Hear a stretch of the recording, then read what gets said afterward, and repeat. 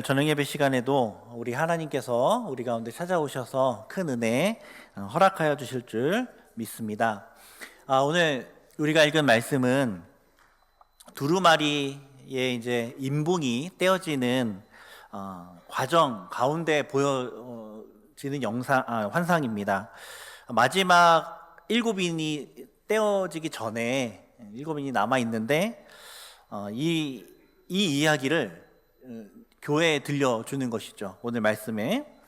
그래서 그 첫 번째 인봉이 떼어지고 보여준 심판, 그 두 번째 인봉이 떼어지고 보여준 심판, 그 세 번째, 네 번째, 다섯 번째, 여섯 번째 심판까지 그 심판의 내용들을 쭉 보여주시면서 이제 그 심판의 이야기를 끝맺기 전에 중간에 잠시 멈추어 서서 이 심판 가운데 교회를 향한 하나님의 계획은 무엇인가, 그것을 오늘 말씀, 이 7장 말씀을 통하여서 전해주고 있는 것입니다. 요한은 임박한 심판 앞에서 천사들을 통해서 인침받는 이 사람들을 보게 됩니다.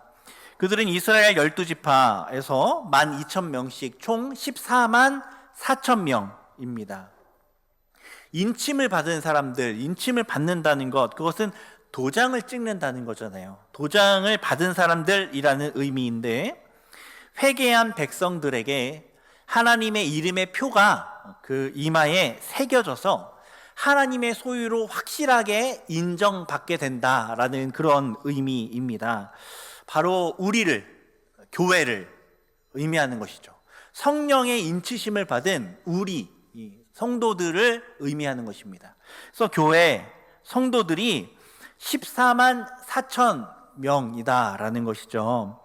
여기서 14만 4천은 어떤 딱 정해져 있는 숫자가 아니라 요한계시록에서 숫자가 상징하고 있는 것처럼 이 상징적인 숫자라는 것을 우리가 잘 알고 있어야 할 것 같습니다. 구약의 12지파 12, 그리고 신약의 12제자 12. 그러니까 구약의 교회, 신약의 교회 12, 12를 곱한 것이죠. 거기에다가 충만함을 의미하는, 셀 수 없이 많음을 의미하는 1000을 곱한 것입니다. 구약의 교회, 신약의 교회, 그리고 충만한 수 1000을 곱한 숫자가 바로 14만 4천이라는 교회의 숫자가 상징적으로 이렇게 보여지게 된 것입니다. 분명 이스라엘 12지파에서 12,000명씩 나온다고 성경에 써 있는데요 라고 이제 의문을 표할 수도 있습니다. 이스라엘 지파에서만 인침받은 사람들이 나왔다는데요, 이제 이렇게 의문을 가질 수가 있겠죠. 근데 오늘 우리가 읽은 9절 말씀을 보면 요한은 동일한 교회를 말하는데 어떻게 말하냐면, 각 나라와 족속과 백성과 방언에서 아무도 능히 셀 수 없는 무리라고 교회를 그렇게 정의하고 있습니다. 그렇게 표현하고 있습니다. 우리가 구약의 12지파가 상징하는 것이 무엇입니까? 하나님의 백성을 상징하는 것이죠. 하나님의 백성을 상징하는 것입니다. 그리고 이 교회의 언약의 의미가 무엇인지를 이 구약의 12지파를 통하여서 알려주시는 것이거든요. 그러니까 우리가 그 성경이 말하고자 하는 그 진리를 바로 알고 있다면, 여기서 말하는 이 이스라엘에서만 도장을 받는다는 이 의미를 그냥 문자 그대로 해석하는 것이 아니라, 하나님이 하나님의 백성 중에서 이렇게 12,000명씩 이렇게 불러 세워주신다라는 것으로 바르게 해석할 수 있을 것입니다. 근데 그게 이제 우리가 읽었던 말씀 전에 나왔던 이 내용입니다. 오늘 우리가 읽은 말씀은 세 가지의 내용으로 구분할 수 있습니다. 세 가지의 내용인데요. 첫 번째는 이스라엘 언약 백성 중에 14만 4천 명이자 동시에 각 나라와 족속과 백성과 방언에서 아무도 능히 셀 수 없는 이 무리, 뭐라 그랬냐면 이 교회라고 했습니다. 이 교회가 어떤 일을 하는가, 그것이 첫 번째 이야기입니다. 첫 번째 이야기. 두 번째 이야기는 그들이 누구인지를 다시 한번 재확인하는 질문을 통하여서 교회의 정체성을 다시 한번 분명하게 세워주는 이야기, 그것이 두 번째 이야기입니다. 세 번째 이야기는 그 교회에 약속된 것이 무엇인가, 그것을 이야기해 주고 있습니다. 그리고 이 약속이 초대교회와 그리고 우리 오늘날을 살아가는 우리 교회에게 큰 위로와 소망이 되는 내용일 것입니다. 이제 그렇게 세 가지의 이 논리적인 내용들을 우리가 오늘 말씀을 통해서 이제 살펴보게 될 것입니다.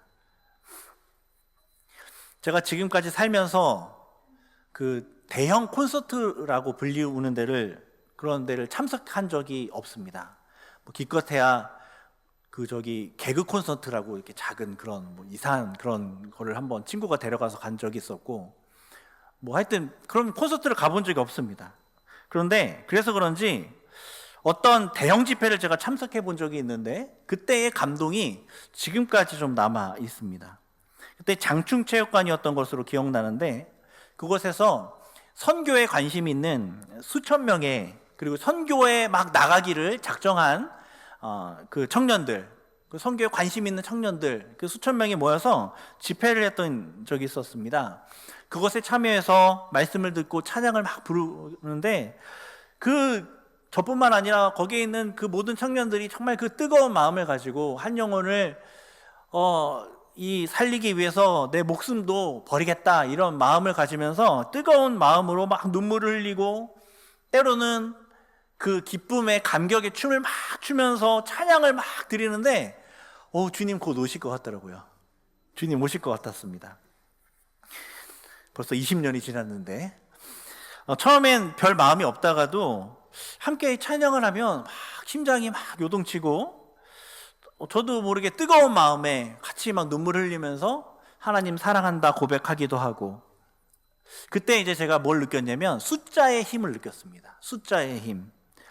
많은 사람들이 모여서 한 마음이 되어서 무언가를 하게 되면 이것이 굉장히 뜨거워지는구나, 이것이 굉장히 힘이 있구나, 그것을 제가 경험하게 되었습니다. 저는 이 숫자의 힘도 하나님이 우리에게 잘 활용하라고 주신 선물 같습니다. 이 숫자의 힘을 가지고 K-팝이나 트로트나 정치적인 집회를 하는 데에만 사용하지 말고 하나님을 찬양하는 데 사용하면 참 좋을 아주 유용한 도구인 선물을 우리에게 주신 것이죠. 한 명의 찬양 귀할까요? 안 귀할까요? 귀하죠. 한 명의 찬양 귀합니다. 두 명의 찬양도 귀하죠. 그런데 수만의 성도들이 모여 찬양하는 것은 또 다른 의미로 하나님 앞에 참 귀합니다. 기쁨이 됩니다. 마지막 날 천상의 예배, 우리가 읽었던 이 말씀이거든요. 마지막 날 천상의 예배를 표현할 때 한 명이 하나님 앞에 서서 조용히 찬양 드린다라고 표현하지 아니하고, 오늘 말씀 보면 수만의 셀 수 없는 무리들이 마음을 합해서 하나님 앞에 경배하는 것으로 묘사하고 있습니다. 이것만 보아도 하나님께서 참 많은 성도들이 마음을 같이 해서 함께 찬양을 하는 것을 참 기뻐하는구나, 그 성도들이 모여 찬양 콘서트를 여는 것을 하나님이 참 기뻐하는구나, 그것을 알 수 있습니다. 우리 승동교회도 더 많은 성도님들이 함께 모여서 정말 한 마음이 되어서 그렇게 하나님 앞에 예배 드릴 수 있도록 기도해 주시고 또 힘써 또 전도하실 수 있기를 소망합니다. 오늘 9절부터 보면 이와 같이 큰 무리가 큰 감격 가운데 하나님 앞에 예배 드리는 모습이 기록되어 있는데, 우리가 9절 10절 말씀 함께 한 목소리를 읽어보도록 하겠습니다. 시작.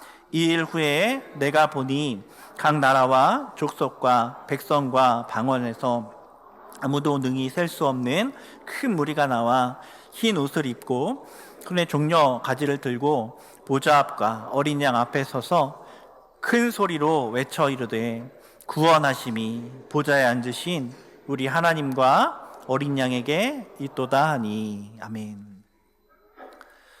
요한의 눈에 가장 먼저 보인 것은 무엇이냐면 이 큰 무리가 각 나라와 족속과 백성과 방언에서 나왔다는 겁니다. 그리고 동시에 이 무리가 아무도 셀 수 없는 큰 무리로 보여졌다는 겁니다. 교회에 국적이 있을까요? 교회는 국적이 없죠.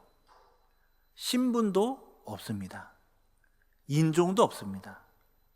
맞는 문화, 틀린 문화 없습니다. 그런 것과 상관없이 교회는 하나의 교회입니다. 교회는 하나의 교회입니다. 간혹 민족주의를 교회 안에 이제 끌고 들어오려 시도하는 분들이 계십니다. 자국을 사랑하는 마음, 자랑스럽게 여기는 것은 매우 바람직하지만 그것이 다른 나라 성도의 눈살을 찌푸리게 만들 만큼 교회 안에 영향을 미치도록 하는 것은 하나님이 결코 기뻐하지 않으십니다. 교회는 국적이 없고 뭐 어떤 인종 없고 맞는 문화, 틀린 문화 없습니다.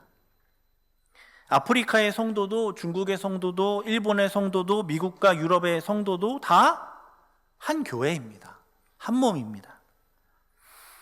각 나라와 족속과 백성과 방언, 그걸 본 거예요. 사실 모르겠습니다. 이거 어떻게 그걸 어느 나라 사람인지 어떻게 구별했는지 모르겠지만 그렇게 보여진 겁니다. 성령이 감동하여서 요한이 그렇게 보게 된 겁니다. 그 본 것을 그리고 교회에 알려준 것이죠. 교회는 무엇이냐면 나라, 족속, 백성, 방언 상관없이 모든 곳에서 다 나온 무리들이다라는 겁니다. 그것이 교회라는 것이죠. 그래서 그 다양한 언어, 그 다양한 문화, 다양한 가치관을 가진 사람들이 한 마음이 되어서 예수 그리스도의 그 믿음으로 하나가 되어서 찬양을 하는 것, 그것이 천상교회에서의 그 찬양, 감격스러운 찬양의 그 궁극적인 모습이라는 것이죠. 다른 사람들이, 각기 다 다른 사람들이 그냥 모여서 하나가 되는 것, 그래서 한 마음이 되어 찬양하는 것, 그것이 하나님이 기뻐하시는 교회의 모습이라는 것을 이것을 통해서 보여주신 것입니다. 그리고 이 큰 무리가 흰 옷을 입고, 그죠? 오늘 말씀 보니까 흰 옷을 입고 손에 종려가지를 들고 있습니다. 흰 옷을 입고 종려가지를 들고 있다. 그들이 입은 흰 옷은 우리가 읽은 본문 앞에 있는 어린 양이 입으신 그 흰 옷입니다. 어린 양이 입으신 흰 옷, 승리의 옷이고 거룩의 옷입니다. 보통 이런 옷은, 이 흰 옷은 언제 입냐면 승리를 축하하는 자리에서 입습니다. 승리를 축하하는 잔치에서 입는 옷이 이 흰 옷입니다. 그리고 그들이 손에 뭘 들고 있냐면 종려가지를 들고 있는데, 종려가지를 언제 흔드냐면 개선할 때, 승리하여서 승리한 군대들이, 부대가 들어오며 개선 행군할 때 거기 있는 모든 백성들이 환영하는 의미로, 그리고 승리를 자축하는 의미로 종려가지를 흔들게 되어 있습니다. 지금 이 모습, 흰 옷을 입고 손에 종려가지를 들고 있는 것, 승리를 축하하고 있는 모습입니다. 승리를 축하하고 있는 모습이에요. 승리해서 지금 축제에 참여하고 있는 모습, 그렇게 승리를 축하하는 옷을 입고 승리를 축하하는 종려가지를 흔들면서 그들이 서 있는데요, 서 있는 곳이 어디냐면 보좌 앞과 어린 양 앞입니다. 보좌 앞과 어린 양 앞에 서 있습니다. 승리를 축하하며. 우리가 읽진 않았지만 6장 마지막 17절에 보면 그들의 진노의 큰 날이 이르렀으니 누가 능히 서리오, 누가 능히 서리오 하고 끝납니다. 어쩌면 탄식이죠. 누가 능히 설 수 있을까? 이 큰 심판 앞에서, 이 하나님의 진노 앞에서 누가 능히 설 수 있을까? 탄식합니다. 그렇게 말씀했는데 그에 대한 답이 오늘 나오는 겁니다. 오늘 나오는 거죠. 그 진노의 큰 날에 설 자들이 있는데 그들이 바로 누구냐면 보호자 앞과 어린 양 앞에 서 있는 교회입니다. 그 심판의 날에 서서 승리의 축제에 참여하는 사람들이 있는데, 그 심판의 날에 승리를 경험하며 축제를 열고 있는 사람들이 있는데, 그들이 누구냐면 교회입니다. 성도들입니다. 그것을 지금 요한이 보고 우리에게 알려주는 겁니다. 교회는 첫째, 각 나라와 족속과 백성과 방언에서 온 아무도 능히 셀 수 없는 무리입니다. 그리고 둘째, 심판의 날에 서서 축제의 날에 참여하게 되는 사람들입니다. 이것이 바로 교회의 모습이라는 것이죠. 그리고 이제 셋째, 교회는 어떤 모습이냐면, 셋째, 큰 소리로 찬양하는 사람들. 그것이 바로 교회의 세 번째 모습입니다. 10절을 보면 그들이 큰 소리로 외치는데 뭐라고 외칩니까? 구원하심이 보좌에 앉으신 우리 하나님과 어린 양에게 있도다 하고 외칩니다. 큰 소리로 외치고 싶은데 그러면 너무 깜짝들 놀라실 것 같아서 좀 작은 소리로 외쳤습니다. 구원하심이 보좌에 앉으신 우리 하나님과 어린 양에게 있도다. 헬라어 원문을 보면 이게 어떤 표현으로 썼냐면, 이 큰 소리로 외쳐 이르되라는 이 표현이 계속해서 그렇게 한다는 그 시제로 사용되었습니다. 그러니까 계속해서 큰 소리로 외친다라는 의미를 담고 있다는, 표현한다는 것이죠. 그러니까 큰 소리로 계속해서 뭐라고 외치냐면, 구원하심이 보좌에 앉으신 우리 하나님과 어린 양께 있다. 그것을 계속해서 큰 소리로 외친다는 것이죠. 교회는 구원하심이 보좌에 앉으신 우리 하나님과 어린 양에게 있도다라고 계속해서 외치는 공동체인 줄 믿으실 수 있기를 소원합니다. 사실 우리는 이 찬양을 자꾸 잊어버립니다. 알고 있다고 생각하지만 삶 속에서 말하면서 관계를 맺으면서 이 세상에서 살아가면서 자꾸 이것을 잊어버려요. 그래서 우리는 계속 외치면서 되새겨야 합니다. 세상 속에서 함몰되어 살아가다 보면, 이 세상의 소리를 듣다 보면 마치 다른 데에 구원이 있는 것 같은 착각을 하며 살아갑니다.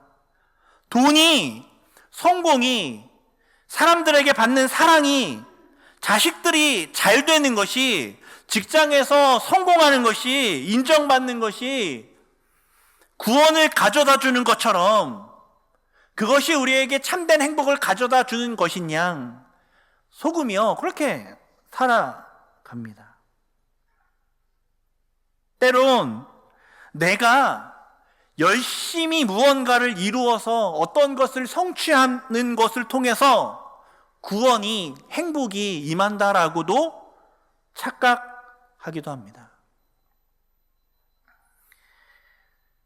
하나님이 기뻐하시는 삶이 아니라 형식적인 종교 행위를 통하여 구원을 얻는다라고 착각하는 그런 삶을 살아가기도 하는 것이죠.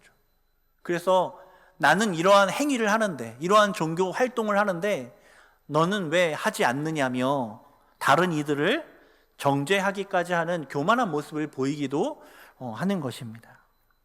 그래서 우리는 오늘 말씀처럼 계속해서 큰 소리로 외쳐야 하는 것이죠.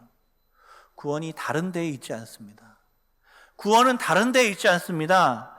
구원은 보좌에 앉으신 우리 하나님과 어린 양에게 있습니다. 우리는 그런 찬양을 계속해서 큰 소리로 외쳐야 하는 것입니다. 신앙생활을 이렇게 하다 보면, 오래 하다 보면 처음에는 하나님을 향한 사랑과 그 열정을 가지고 시작을 하는데 시간이 지나면 어떤 매너리즘에 빠지게 됩니다.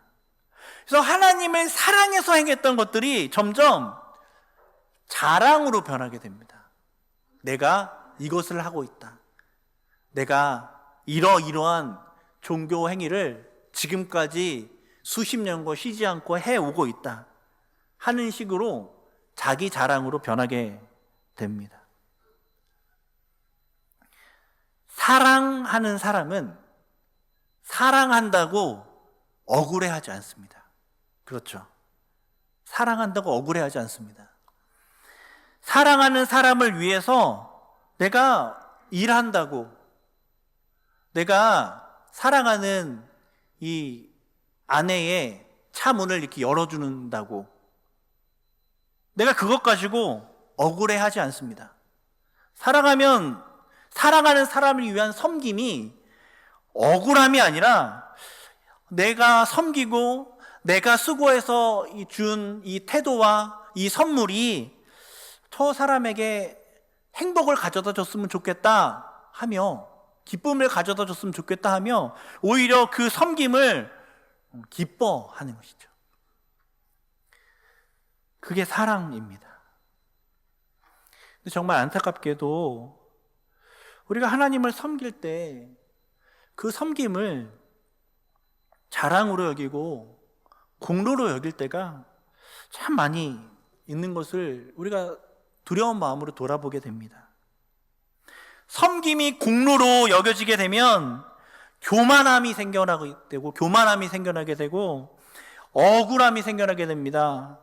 나는 이만큼 섬기는데 당신은 왜 안 섬기느냐 하며 정죄하게 되기도 하고, 더 나아가 내가 이만큼 섬기는데 왜 하나님은 나에게 복을 주지 않느냐 억울해하기도 하고, 더 나아가 이 섬김을 구원의 조건처럼 여기면서 이 조건을 지키지 않는 다른 성도들을 정죄하기도 하는 것이죠.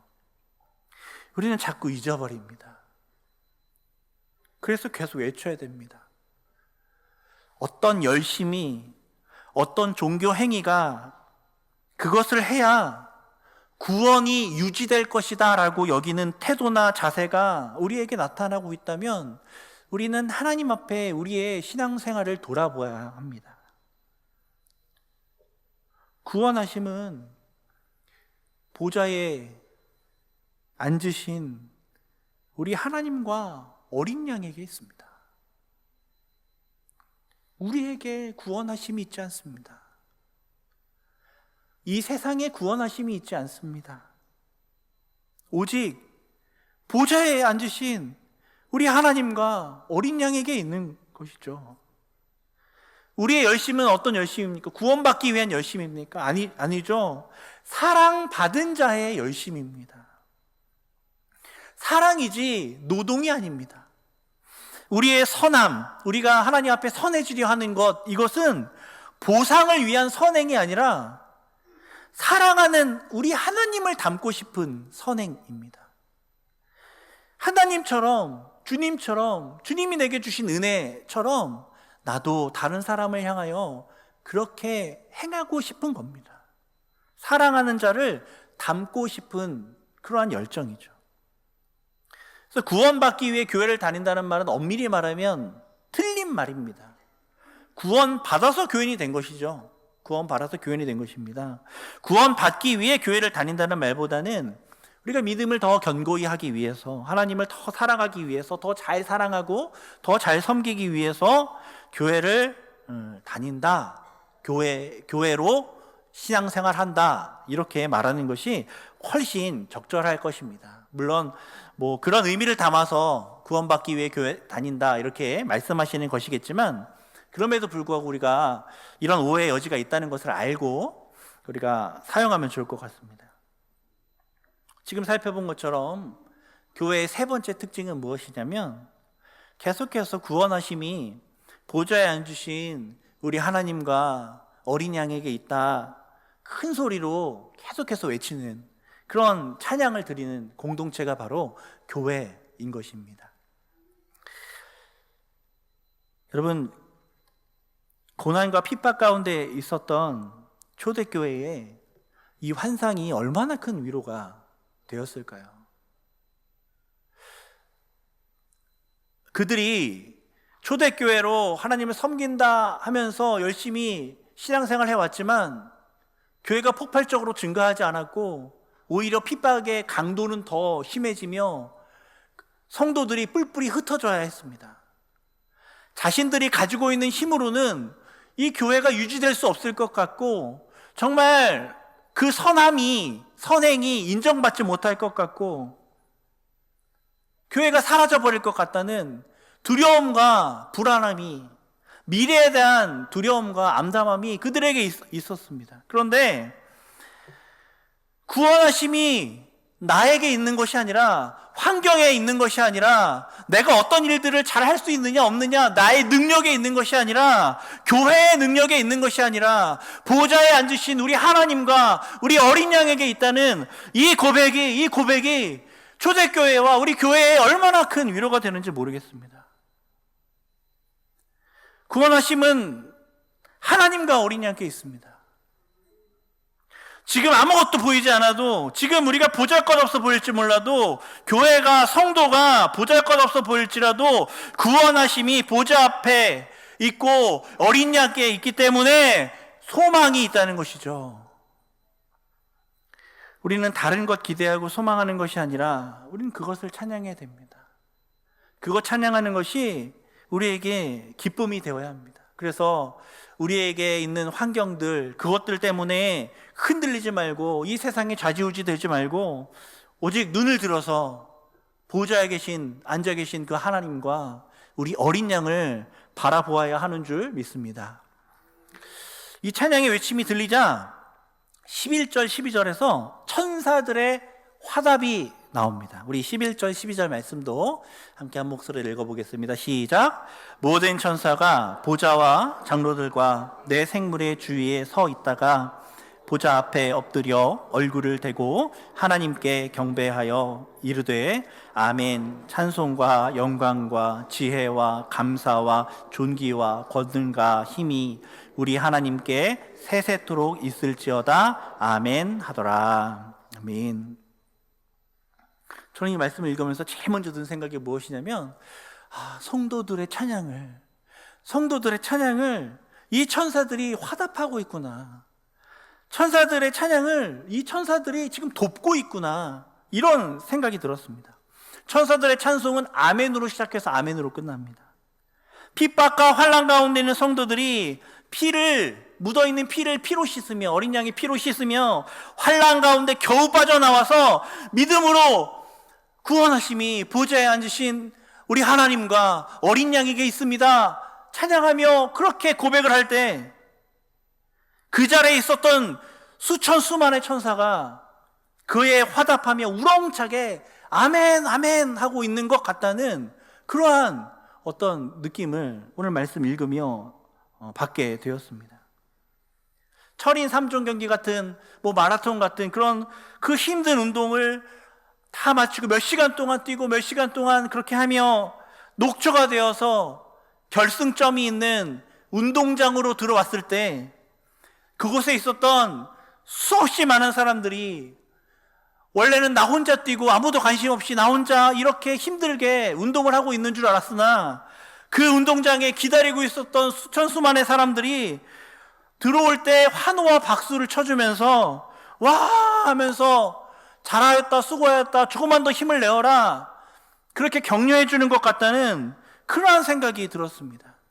하나님께서 이 환난을 벗어나 그 모든 고난을 역경을 디디고 일어나 주 앞에 모여서 함께 모여 이 찬양을 드리는 그 성도들을 향해 천사를 보내어 함께 찬양하게 하신 것이죠.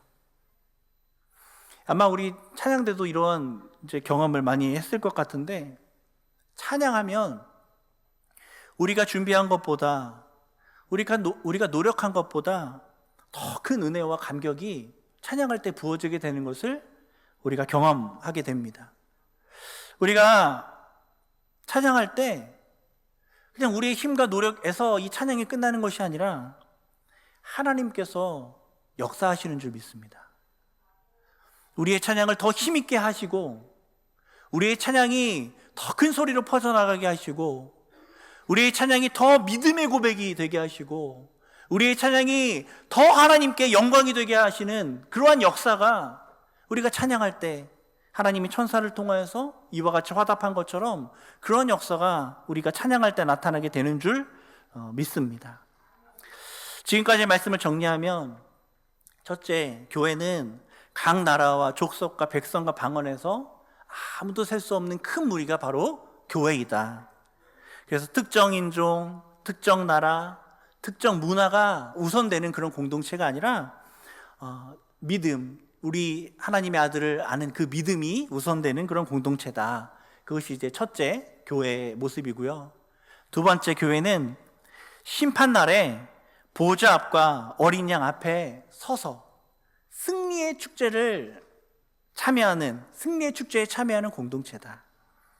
다 심판받는 날 교회는 승리의 축제를 열게 되는 것, 그것이 이제 교회의 모습이다. 그것이 두 번째 알려주시는 말씀이고요. 세 번째, 교회는 큰 소리로 구원하심이 보좌에 앉으신 우리 하나님과 어린 양에게 있도다라고 계속해서 찬양하는 공동체다.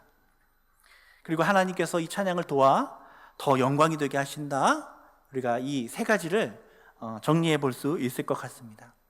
이제 한 가지만 짧게 더 살펴보고 말씀을 마치려고 하는데요. 이렇게 찬양을 하고 있을 때 13절을 보면 장로 중 하나가 요한에게 찾아옵니다. 그리고 이 흰옷 입은 자들이 누구며 또 어디에서 왔는지 아냐? 하고 요한에게 묻습니다. 그 이제 장로 중 한 사람이 묻는 거죠. 그러자 14절에서 요한이 대답합니다. 네 주여, 당신이 아실 것입니다. 난 몰라요. 당신이 아시겠죠. 그러자 그 장로가 이 교회의 역사, 하나님이 교회를 통하여 이루신 일들, 그리고 미래를 말씀해 주는 내용입니다. 그 내용이 14절부터 17절에 기록되어 있는 이 교회의 역사이죠. 14절 보면 교회의 과거와 현재가 나오는데요. 그리고 15절, 17절은 교회의 미래가 나옵니다. 14절 후반절을 보면 교회는 어떤 존재냐면 큰 환난에서 나오는 자들이래요. 큰 환난에서 나오는 자들. 그들의 과거와 현재는 큰 환난입니다. 하지만 동시에 그들은 어린 양의 피에 그 옷을 씻어 쉬게 되었습니다. 큰 환난에서 나오면 보통 어떤 차림일까요? 큰 환난에서 나오면 먼지투성이일 것이고 피투성이일지 모르겠습니다. 꼴이 엉망이겠죠. 그런데 그 옷을 오늘 말씀 보니까 어린 양의 피에 씻어서 쉬게 한다고 말씀하십니다. 보통 여러분 피의 옷을 씻습니까? 피의 옷을 씻어 보신 적 있으십니까? 없죠. 피의 옷을 씻으면 옷이 쉬게 되지 않습니다. 그런데 오늘 말씀 보니까 어린 양의 피에 씻었는데 쉬게 되었다고 말씀하고 있습니다. 상징적인 표현입니다. 어린 양의 피가 교회를 거룩하고 정결하게 하여서 승리의 그 흰옷이 되게 하겠다. 그 상징적인 의미를 우리에게 알려주시는 것이죠. 오늘 우리 개역개정 번역을 보면 큰 환난에서 나오는 것과 이 어린 양의 피에 옷을 씻어 쉬게 된 것이 이 별개의 일이라고 생각하기 쉬운데 사실 그게 아닙니다. 큰 환난에서 나온 그것이 곧 어린 양의 피에 씻어 쉬게 된 것과 같다 말씀하고 있습니다. 성도들이 당하고 있는 환난, 의미 없는 환난이 아니라는 것이죠. 그 과정은 다른 말로 말하면 어린 양의 피에 옷을 씻는 과정입니다. 성도가 당하고 있는 그 환난이 지금 어린 양의 피에 우리의 옷을 씻고 있는 과정이라 그 말씀을 하고 있는 것입니다. 그래서 교회는 이 어린 양의 피에 옷을 씻는 과정이 반드시 필요하니까 마찬가지로 환난이 필요한 것이죠. 교회는 큰 환난에서 나온 자들이 되어야만 한다. 그 말씀을 해주고 있는 것입니다. 성도에게 약속되어 있는 복이 많이 있지만 그 가운데 환난도 약속되어 있습니다. 고난도 약속되어 있습니다. 그런데 그 환난이 그냥 우리를 고통스럽게 하는 그런 의미 없는 환난이 아니라 어린 양의 피에 옷을 씻는 과정으로 역사하게 될 것입니다. 우리는 그 환난을 통해 주님을 알게 될 것입니다. 우리는 그 환난을 통해 주님을 경험하게 될 것입니다. 우리는 그 환난을 통해 주님을 더 사랑하게 될 것입니다. 혹 우리 가운데 지금 어떤 환난 가운데 있는 성도님들 계시다면 오늘 말씀처럼 이 환난을 통해 주님을 더 알고 더 경험하고 더 사랑하게 될 것을 기대하면서 어린 양의 피에 지금 씻고 있는, 그래서 씌어지게 되는 과정 가운데 있구나 여기면서 위로를 얻으실 수 있기를 소망합니다. 게다가 이 환난이 영원하지 않아요. 15절 보면 그러므로 그들이 하나님의 보좌 앞에 있고 또 그의 성전에서 밤낮 하나님을 섬김에 보좌에 앉으신 이가 그들 위에 장막을 쳐주신다. 장막을 쳐주신다 말씀합니다.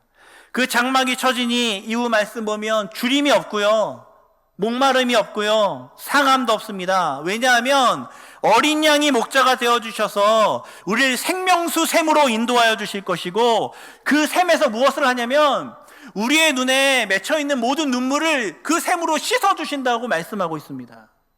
그 생명수 샘에서 우리 어린 양이 목자가 되어서 우리를 그 생명수 샘으로 인도하셔서 우리가 지금 흘리고 있는 그 눈물을 그 샘으로 닦아주신다, 그 말씀을 하고 있는 것입니다. 저는 이것이 우리 신앙생활의 형상처럼 보입니다.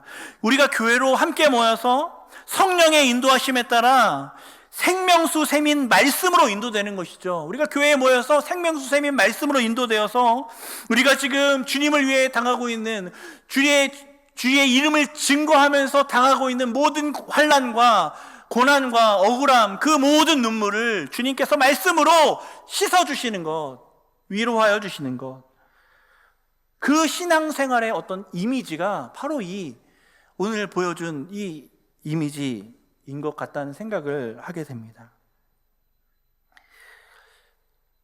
오늘 주신 말씀처럼, 정리할 때 오늘 주신 말씀처럼 다양한 환경 가운데서도 하나된 교회, 다양한 환경에서 나온 하나의 교회, 그 하나된 교회로 또 지속적으로 심판날에 서서 승리의 축제를 하게 될 것을 소망하는 교회로, 구원하심이 보좌에 앉으신 하나님과 어린 양에게 있다는 찬양을 지속적으로 큰 소리로 외치는 교회로, 그리고 환난에서 나와 주의 보좌 앞에 예배드리며 주님의 채워주심과 보호를 경험하는, 우리 흘린 모든 눈물을 씻겨주시는 목자 되시는 우리 주님을 경험하는, 매 예배 시간마다 경험하게 되는 저와 여러분 되기를 간절히 소원합니다. 이 시간 함께 말씀 기억하면서 기도하실 때